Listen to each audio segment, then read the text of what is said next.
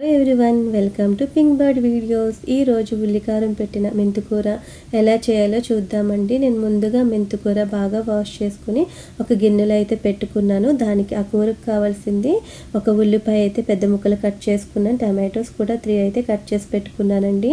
ఒక పాన్ తీసుకుని కొంచెం వేడైన తర్వాత 2 స్పూన్స్ ధనియాలు, 1 స్పూన్ జీలకర్ర, ఇంకా ఎండుమిర్చి వేసి కొంచెం బాగా ఫ్రై అయిన తర్వాత నేను మిక్సీ జార్లోకి అయితే ట్రాన్స్ఫర్ చేసుకుంటున్నానండి.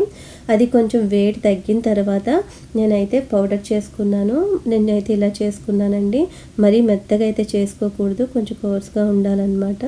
దాంట్లోకి ఉల్లిపాయలు ఉన్నాయి కదా, ఈ ఉల్లిపాయలన్నీ కూడా యాడ్ చేస్తాము. యాడ్ చేసి దాంతో నేను గార్లిక్ కూడా ఒక 4 గార్లిక్ అయితే నేను దంచుకుని పెట్టుకున్నానండి. అది కూడా యాడ్ చేసి పేస్ట్ చేసుకోవాలండి.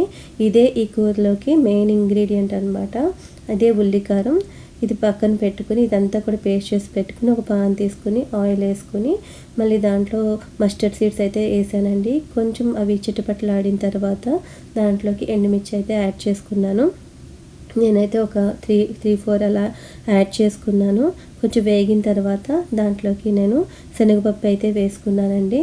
శనగపప్పు వద్దనుకుంటే మీరు మినప్పప్పు కూడా యాడ్ చేసుకోవచ్చు.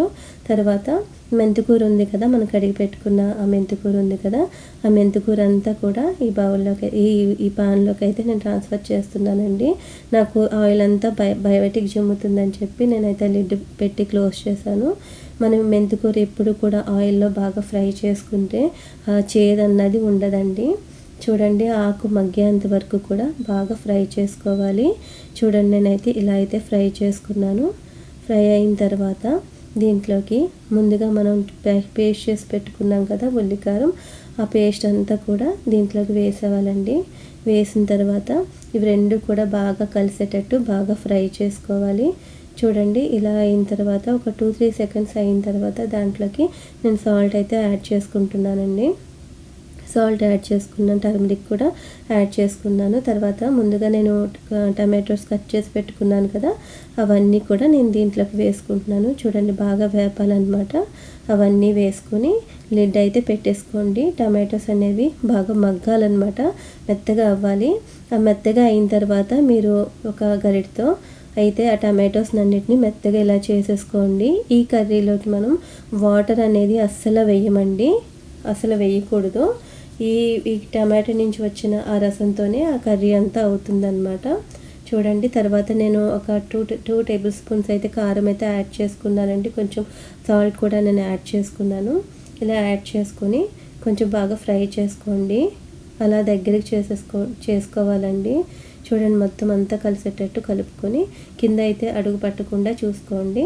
సిమ్లో పెట్టుకొని ఇదంతా చేసుకోండి.